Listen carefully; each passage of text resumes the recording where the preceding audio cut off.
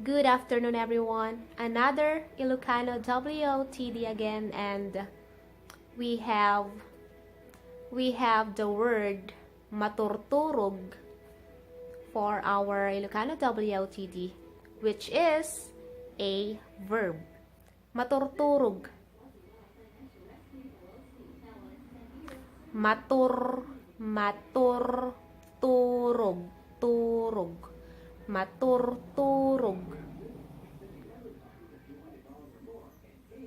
Sleeping. Or in Tagalog, for Tagalog speakers, sa Tagalog ay natutulog. Sleeping. Maturturog.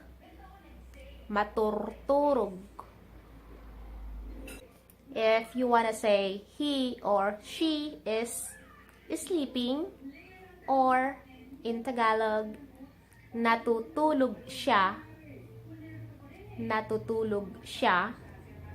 He or she is sleeping. In Ilocano, that would be maturturog isuna. Maturturog isuna.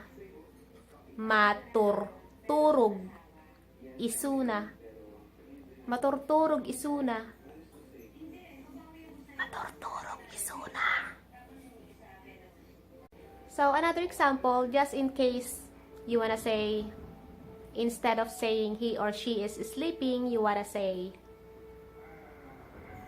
Hiroko is sleeping, for example, using the person's name. Well, in this case, Hiroko's name. For our example, Hiroko is sleeping. In Tagalog, natutulog si Hiroko. In Ilocano, that would be maturturog ni Hiroko. Let's say that again. Maturturog ni Hiroko. So that's all for our Ilocano WOTD. If you learned something new today, give the video a like. At kung hindi pa kayo nakasubscribe, subscribe and hit that bell so you guys get notified for new videos. In case for those, if you guys are wondering how to form Ilocano tenses of verbs, I'm going to put the link down below sa info section if you're watching the video because you wanna learn both Ilocano and Tagalog.